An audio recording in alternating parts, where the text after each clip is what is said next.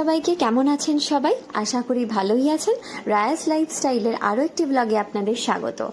আজকে যে এই রেসিপিটা শেয়ার করব সেটার সাথে সাথে কিছু পুরনো দিনের কথাও আমি আপনাদের সাথে শেয়ার করব।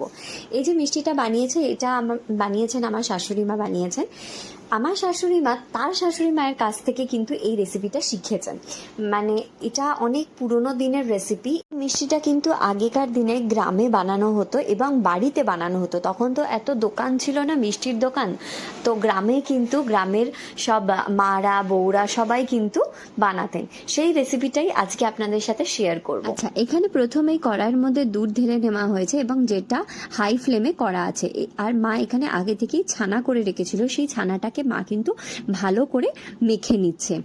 এই দেখুন, মায়ের কিন্তু এবার মাখা হয়ে গেছে। এবারে কড়াইয়ের মধ্যে যে দুধটা আছে ওর মধ্যে 5 থেকে 6 চামচ চিনি মিশিয়ে নিচ্ছে। চিনি মিশিয়ে নেওয়ার পর এবার কিন্তু হাতা বা খুন্তি দিয়ে কন্টিনিউয়াসলি আপনাদের নাড়িয়ে যেতে হবে, যেন না তলাতে ধরে যায়। গ্যাসটা একটু মিডিয়াম ফ্লেমে করবেন। এই রকম খুন্তি দিয়ে নাড়াতে নাড়াতে দেখবেন দুধটা অনেক কমে এসছে এবং ওটা পুরোটা কিন্তু ক্ষীরে পরিণত হয়েছে। এবার দেখুন, এই দুধটা অনেকটা ঘন হয়ে এসছে এবং কিন্তু এটা ক্ষীরে পরিণত হয়েছে। আমরা এই ছানার মধ্যে এখন খেজুর গুড় মেশাবো।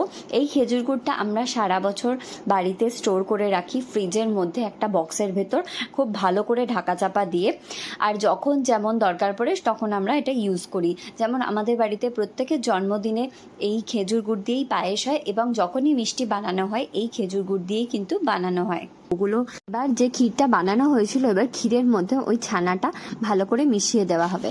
আচ্ছা, এই সময় গ্যাসের ফ্লেম কিন্তু একটু মিডিয়াম ফ্লেমে রাখবেন, খুব একটা হাই ফ্লেমে দিলে চলবে না। ভালো করে ক্ষীরের সাথে ছানা একেবারে ভালো করে মিশিয়ে নিতে হবে।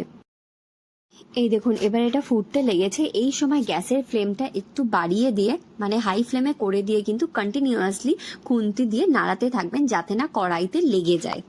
জানেন তো, জোরহাটে কিন্তু অনেক মিষ্টির দোকান আছে, কিন্তু না এখানে ভালো সন্দেশ পাওয়া যায় না রসগোল্লা। সন্দেশ তো পাবেনই না, আর রসগোল্লা যাও বা পাওয়া যায়, সেই রসগোল্লা একবার খেলে আর আপনি আর দ্বিতীয়বার নাম করবেন না। এখানে শুধু ওই লাড্ডু বলুন, বোঁদের মিষ্টি বলুন, এই সবগুলো মোটামুটি পাওয়া যায়, তাও আবার টেস্ট অতি বাজে। বাড়িতে বানানো এই মিষ্টি খাওয়ার পর হাতের কাছে কিন্তু আমরা সত্যি স্বর্গ পেয়ে গেছি।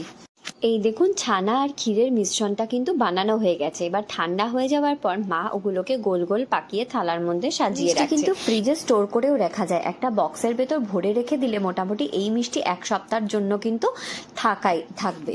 এই মিষ্টি কিন্তু আপনারা স্টোর করে ফ্রিজেও রেখে দিতে পারেন, মোটামুটি 1 সপ্তাহ কিন্তু থেকেই যাবে।